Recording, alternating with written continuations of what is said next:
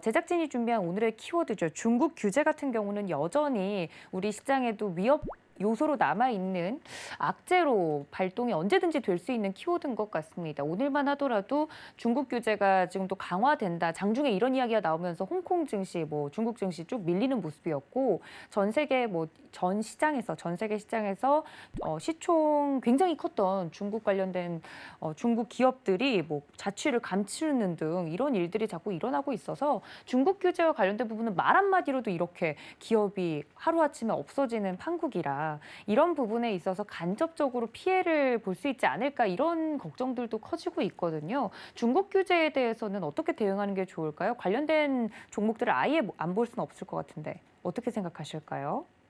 일단 이제 중국 관련된 규제는 정책적인 부분에 대한 리스크입니다. 그렇죠. 그러니까 이게 처음 나온 것도 아니고 그렇죠. 매번 이제 반복되고 있습니다. 그러니까 중국 규제 관련 리스크는 우리가 초반에 6, 7월 달에 왜 크게 받아들였냐면 이전처럼 정밀 폭격이 아니라 전방위적으로 이제 압박이 들어오면서 어디가 될지 모른다라는 이제 불안감이거든요. 근데 제가 이제 강조를 드렸지만 중국 규제 관련 리스크는 반드시 원칙이 있습니다. 그러니까 이 아무리 공산당 정부라고 하더라도 경제를 완전히 망가뜨리면서까지 할 수는 없다 그러죠. 그러니까 그 원칙이 뭐냐면 첫 번째는 내수와 소비와 관련된 종목이 대부분 회사에 집중됩니다. 그러니까 수출과 생산 관련되어 있는 회사는 잘 건드리지 않습니다. 잘 보시면은 지금까지 규제 관련 리스크 나왔던 사교육이나 플랫폼이나 엔터죠, 게임이나 전부 생산과 수출과 관련 없는 쪽입니다. 그러니까 내수나 소비 쪽에 관련되는 쪽에 집중되어 있다. 이게 첫 번째고 두 번째는 기간을 질질 끌지 않습니다. 그러니까 짧고 굵은 기간 안에 끝내고 타겟이 되는 회사는 반드시 딱 정해져 있다는 거죠.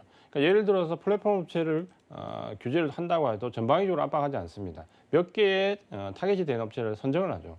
그러니까 그 업체들에 대해서 또 먼저 질문을 줍니다. 그러니까 규제 관련 리스크를 내보낼 때 가장 큰 특징이 자, 네가 앞으로 어떻게 할 건지에 대해서 얘기를 해봐라고 이렇게 문의를 먼저 줍니다.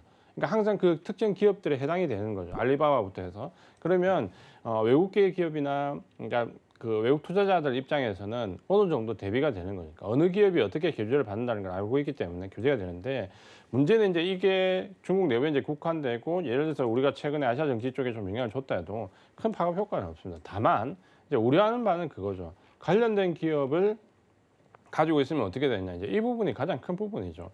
잠깐 차트를 볼 수 있으면 차트를 잠깐 하나 보여드리겠는데요. 네.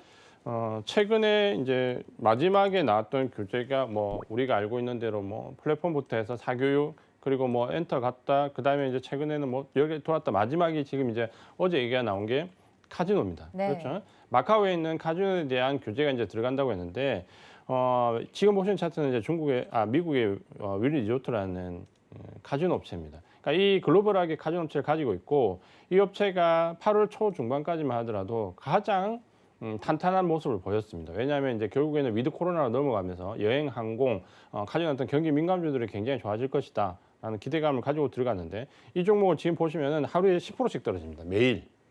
이 미국 종목이 마카오의 윈리조트 카지노를 가지고 있는데 중국 규제 관련 마카오 규제가 나오자마자 거의 하루에 10%씩 떨어집니다. 그러니까 제가 말씀드리고 싶은 건 뭐냐면 미국 기업이라 하더라도 지금 규제 관련 리스크에 직접적으로 포함되는 연관성이 있다. 관련주다 하면 이런 하락을 이제 피해가지 못한다는 거죠. 그러니까 결국은 뭐냐면 내가 보유하고 있는 종목이 결국 규제 관련 리스크가 나오는 관련주가 아니라면 특별한 문제는 없습니다. 다만 이제 관련주라면 이거는 그냥 이제 버티는 건 안 된다는 거죠. 이번에 우리가 카카오나 미국에 이제 애플도 규제 관련 리스크가 나오지만 결국은 이 규제 관련 정책적인 리스크는 일단 시장에서 맞서지 말라는 경험이 있습니다. 그러니까 결국은 그게 짧고 굵게 끝나겠지만 끝나는 바닥을 하긴 하고 항상 대응하는 전략이 필요하고 지금 중국 규제 관련 리스크를 관련된 종목을 버티게 하는 것은 상당히 어렵습니다. 왜냐하면 최악의 경우는 중국은 그 기업이 없어진다 그렇죠. 중국의 최대 보험회사가 하루 만에 없어졌습니다. 이 규제 관련 리스크에서 어떻게 보면 정책에 좀 대들다가 하루 이틀이면 중국은 없애잖아요. 기업 자체를 공중분해 시키잖아요. 그러니까 그런 부분들을 본다면 지금 규제 관련 리스크에 관련된 종목에 버티는 것은 좋지 않다 이렇게 말씀을 드리겠습니다.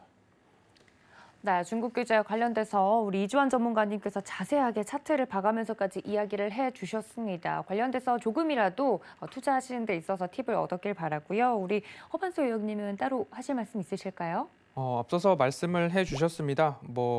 내가 가지고 있는 기업에서 문제가 생기면 그 대처를 할 필요가 있겠다라고 좀 언급을 해주셨는데요. 뭐 K-팝 그리고 K-드라마, K-엔터 관련된 산업 영향 전반적으로 나오지 않을까, 이미 나오고 있고 그런 모습들을 좀 해주셨으면 좋겠고요.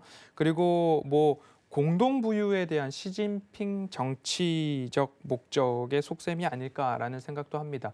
뭐 마윈, 뭐 알리바바, 텐센트 이런 이야기들 쭉 나왔었고요. 뭐 게임 이용, 미성년자들의 게임 이용 시간 제한, 그리고 연예인 엔터테인먼트 규제, 이제는 뭐 SNS까지도 일부 조금 계정을 막거나 삭제시키는 일도 나오고 있고요. 그리고 또 한 가지 재미난 것 중에 하나는 애국을 위해서 일어나고 있는 붐들이 중국에 있는데, 뭐 해외 명품들을 사용하지 않고 뭐 나이키나 아디다스 제품들을 사용하지 않고 중국 자국의 브랜드가 최고다, 이것이 그것보다 더 높은 명품 브랜드의 가치가 있다라는 그런 붐들을 좀 일으켜서 애국심과 함께 그런 소비를 좀 촉진시키는 운동 같은 것들이 좀 일어나는 모습들로 봤을 때, 이 중국 시장은 굉장히 어떻게 본다면 무섭기도 하다라고 이해를 해보시면 좋을 것 같고요. 관련된 섹터에 대한 조심성이 꼭 필요할 것 같습니다. 그 부분 꼭 기억을 해보시면 좋을 것 같고요. 도박 산업 규제에 있어서도 시총이 하루아침에 어마어마하게 또 날아가고 있는 모습들이 보입니다. 2005년 이후에 최대 낙폭이고, 카지노 관련된 업체들에 있어서 시총이 최근 9조 8천억 원 정도 증발을 했다라는 뉴스까지도 나오고 있으니까요. 단시간에 끝날 수도 있고, 혹은 한 번 폭격을 맞으면 이처럼 깊이 한번 하락할 수 있는 것들이 있으니까요. 특히 조금 조심할 부분들이 우리나라 엔터와 연예인 관련된 부분 쪽으로는 조심을 하고, 미디어 산업 쪽에서도 일부 중국향 매출에 워낙 치중이 되어 있다, 아니면 현재 진행하고 있거나 앞으로 하반기에 기대작들이나 기대감들이 중국 시장 쪽으로 포커싱이 되어 있는 기업들이 있다고 한다면 그 부분까지 좀 자세히 살펴보셔서 조심할 필요는 있겠다. 그 정도로 좀 꼭 한 켠에는 메모를 해 두셔야 되는 이슈로 기억해 보셨으면 좋겠습니다.